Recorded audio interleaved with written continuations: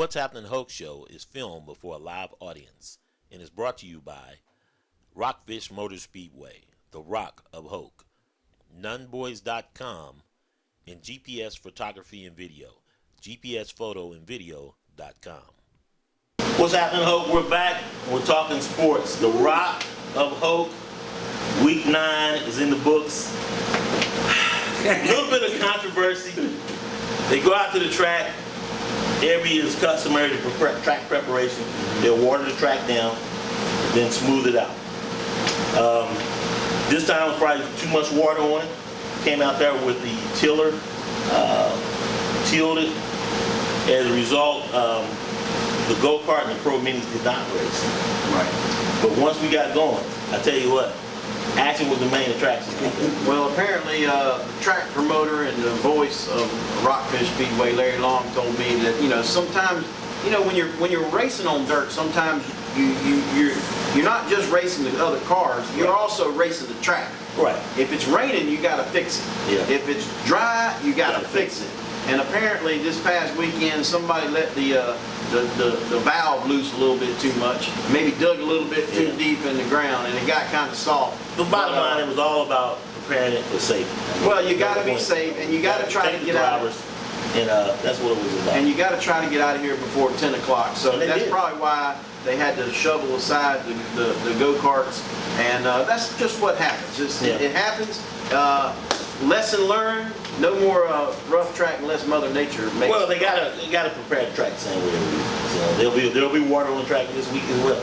Oh yeah. You gotta have it. And we'll be racing. You gotta have it. And speaking of racing, we got the 270s. Matt Jones was the winner in the 270. Once again, a different winner every week in the 270. You got some repeat winners, but no one is standing out as dominant.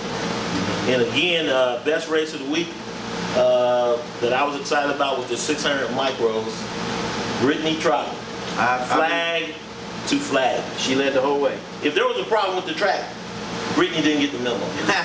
Maybe the track surface fit her style of racing. But Matt Jones was creeping in, and when they had that one caution, I thought, okay, Matt Jones, he's going for the double-double. Right. Because he had already won the 270. Right. So if he wins the 600, man, he's got a nice little pot of change going. And he left with a nice little pot of change because he ended up with second in the 600. Right. But I was happy for her to see that, the Sweet 16, as I call it, of Brittany Trotman, flag to flag. She did not talk to me. She said, well, Glenn, maybe I'll talk to you next week, because she did win something.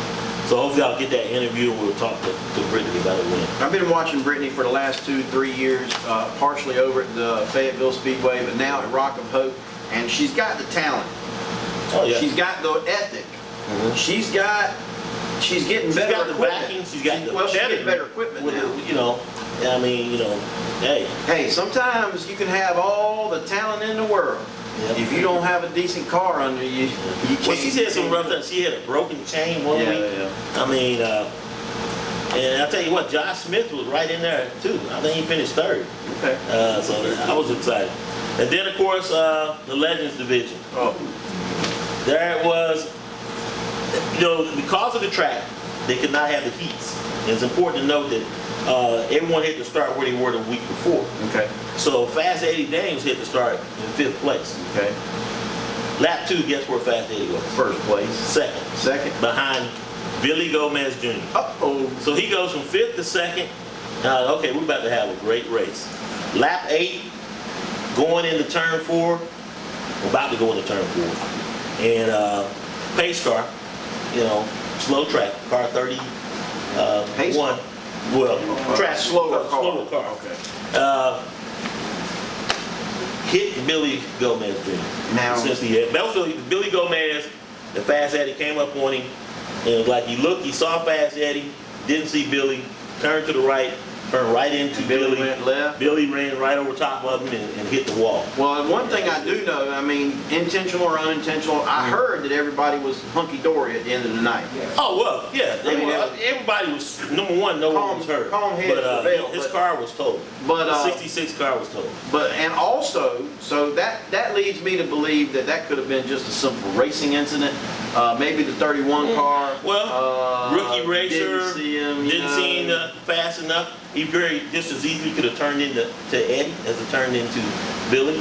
because he didn't see them both. And I think when Billy and Eddie came up on him so fast, they were at a decision point where, okay, do we split him? Or do we come down low a little round? And so they were to that decision point as well. Well, I think the rule, and nod your head yes or no, the rule you move to the outside for faster cars coming. Like and usually they have a flag that's shoving people out there like that. Yeah. So Billy said he made a mistake, he should have went low. yeah, he should have went low. So there's probably a little confusion. Now if he goes low, guess who he cuts off? He cuts off Daniel. He cuts off fast. Yeah, but see, and that was the thing that Eddie was talking about last week. Hey, Glenn thing cut me off. But hey, that's racing, Larry. right. That's right. But if you got to protect your lane. If you're going down low to avoid a slower car, the guy underneath you, if he hadn't passed your quarter panel, he needs to back Well, up. now Billy was ahead. I mean, that's what I'm saying. If he was a car length. Oh, I mean, okay. Fast Eddie was on his bumper. I mean, they were right there. So, yeah. But I mean, anyway, Fast Eddie needed to give him a little bit of room if he would have went down and hit Eddie, but it didn't do it. And my point is, did the track surface play any in that decision? No. You think? Okay. Not in that correct. All right, because it can happen. And from there on, no one could catch Fast Eddie. Although Mike McDonald is When are we coming. going to see him? Mike McDonald is coming. He said, Glenn, I'm going to talk to you on camera. Once I got to work out some more things on my car. But there's a lot of other guys in the Legends division as well. Oh, yeah. I mean, they're getting tired of seeing this every week, that 66 and 61. Right. Obviously, it's going to be a new car this week. Billy said he's going to bring his blue car out because the 66 is total. But the blue car is one of his favorites and he used it. Billy Gomez, when he trashes a car, he just goes to the bank. Well, I mean, he's got a lot of cars out there. I know. Well, I mean, that's what I'm saying. He's like Rick Hendricks of Rockfish. So that was exciting. Week 9. Go get another car. There was not double points because of the traffic or the track. So double points not in effect. What's next? And the mod light has been moved to the 22nd of August. I mean, that's a big one, folks. Yeah, so I mean, week 10 will be going on this weekend, and then they'll break the 25th. Okay. And then they're going to come out hot and heavy. Mod lights on 29th, or what is it? 22nd, mod lights. All right. Hey, those Now, mod this lights. week, Larry, if I'm right, is the 600 still wingless? 600 is still wingless this week. Oh, wingless. So this is going to be interesting. Wingless means they take the wings off the 600s, and that gives them a little bit less security. Drivers don't like that too much. Well, I know Matt Carr told me in a quote that it fits his racing style to have the wings Some on. people like Have the wings on. So, I mean, we're going to see. Who knows? Brittany may be even faster. Let's see, what else we got in sports? In the national sports, British Open has started today. I'm pulling for Jordan Spieth. I want to see the Triple Crown in that. Check out the sports page this week. We got a couple volleyball camps. Sandy Grove Middle School is having a volleyball camp. And 4 players from Hoke County Parks and Recreation were invited to play with the Hoke Mills All-Star Team, 13 and under. And just before I came in today, I found out they won the state championship. Wow. Congratulations. So congratulations to those kids and their parents. They won the state championship. They'll be going for the Dixie Youth World Series, I think, in 2 weeks in Aiken, South Carolina. No, Dixie. There's 2 different leagues. Little League, then there's Dixie. Well, there's Dixie, then there's Little League. There's 2 organizations. So check out the stories there. And you've been talking football the past couple weeks. Coming up tonight, 7-on-7 against St. Paul's. The word after last week's 7-on-7 that Coach Paris kept saying was exponentially improved. As far as the 7-on-7 is what he said. He's not going to name a starting quarterback till he thought the 20th. Okay. He's got 3 guys out. That was a burning question I asked him, and you can see that on the YouTube channel, What's Happening Hope. Yep. The sports page segment where I talked with Coach Parrish in that interview. They're finishing up practice, so this will be it, the 7-on-7 tonight. They're going to be off for a week because they got the National Coaches Association or North Carolina Coaches Association meeting in Greensboro.